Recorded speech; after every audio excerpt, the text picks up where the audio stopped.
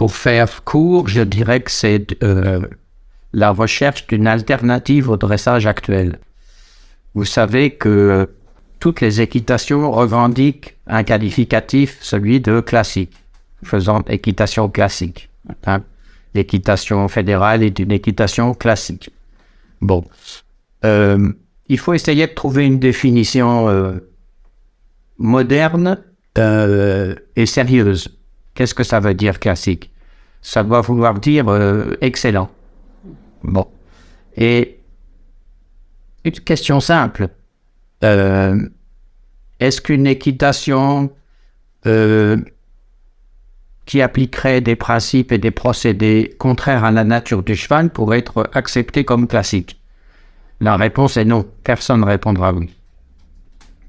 Et on parle également beaucoup de respect du cheval. C'est très à la mode, et tant mieux.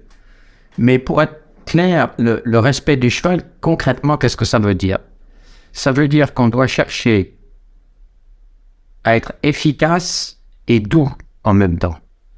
Et la seule possibilité d'être efficace et doux, par des moyens doux, c'est d'avoir une philosophie, des principes et des méthodes de travail qui découlent directement de la nature du cheval, c'est-à-dire d'une connaissance approfondie de ce que c'est qu'un cheval. On a aujourd'hui des connaissances énormes, hein, il y a beaucoup de sciences qui nous apprennent beaucoup de choses, entre l'anatomie, la physiologie, la biomécanique, une connaissance approfondie de la locomotion, des questions d'équilibre, d'éthologie, de neurosciences, etc. Et si on collecte toutes les données utiles de ces différentes sciences, on s'aperçoit qu'il y a, pour être efficace et doux, il n'y a qu'une solution. Et cette solution, ça s'appelle la légèreté. Ce concept qui a été avancé par la Guérinière, ensuite beaucoup travaillé par Baucher et d'autres, un General Lott, etc., et qui est particulièrement revendiqué dans la culture française, mais plus guère appliqué malheureusement, c'est cette idée-là. C'est-à-dire qu'on doit établir avec le cheval une communication par les aides, le langage. Donc on enseigne un langage d'abord. Et avec ce langage, on fait de la gymnastique, pas le contraire. Hein? Et pour être concret, parce que les grandes idées et les belles déclarations, c'est très joli, mais comme on pourrait paraphraser un auteur célèbre, il n'y a pas de respect du cheval, il n'y a que des preuves de respect du cheval. Par exemple, est-ce qu'on utilise des muserolles conçues spécialement pour être serrées à bloc? Non.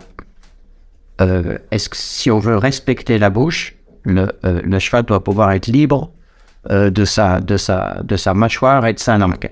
Alors, la légèreté, ça rejoint cette idée-là. Est-ce que contraindre le cheval à une attitude, quelle qu'elle soit, avec des instruments de contrainte, comme les rênes fixes, les rênes allemandes, on en invente tous les jours, et des embouchures sévères, est-ce que c'est respectueux et classique? Non. Et je pourrais continuer la liste comme ça très longtemps. Est-ce que arriver à amener à un bon niveau un cheval, est-ce qu'on ne peut y arriver que si le cheval a des aptitudes invraisemblables et a coûté des fortunes? Ou est-ce qu'on a les moyens d'amener à un assez haut niveau d'équitation savante un cheval normal, ordinaire? Voilà, tout ça ce sont des exemples.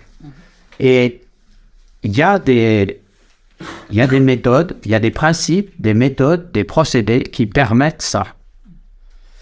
Et on les regroupe sous le terme de légèreté. C'est la philosophie de la légèreté, c'est ça.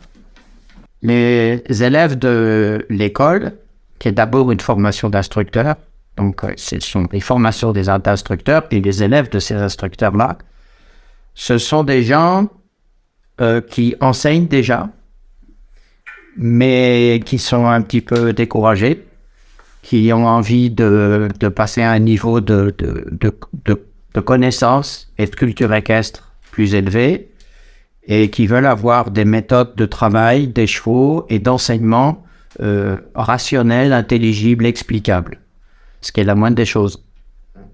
Et je dirais que On n'a pas besoin d'avoir des gens qui soient des génies.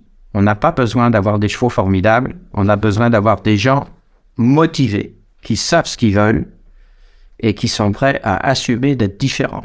C'est ça le plus difficile, parce que personne ne leur fait de cadeau, à part leurs chevaux. Parce que ça, oui, hein, quand le travail est bien fait, les chevaux vous récompensent tout de suite. Les élèves aussi, en général. Mais voilà, la grosse difficulté, c'est ça. C'est d'assumer une différence. Pour rentrer dans une formation d'instructeur, il faut être enseignant diplômé déjà. Et il faut s'engager dans une formation qui s'étale sur au moins 3 ans. Il y a 3 stages par an, de 4 jours chacun. Les élèves suivent ce cours avec leur cheval personnel et ils ont des cours théoriques abondants. Ils ont également des applications pédagogiques. Et à la fin, passer le diplôme, ils doivent présenter leur cheval à un niveau relativement exigeant déjà pour le premier stade. Présenter leur cheval avec succès. Et ils doivent faire un exposé sur un sujet tiré au hasard. Ils doivent également donner une leçon à un couple inconnu. C'est-à-dire qu'ils doivent montrer que rapidement, ils peuvent juger la situation, monter le cheval eux-mêmes, l'améliorer, trouver tout de suite les corrections les plus importantes à apporter, donner une leçon de façon douce et efficace. Et puis également, ils doivent présenter un élève personnel et son cheval. Voilà. Et donc, quand ils réussissent à ces 4 épreuves-là, ils ont le niveau 1. Ensuite, il y a des niveaux 2, 3, 4, 5 avec en élevant les exigences.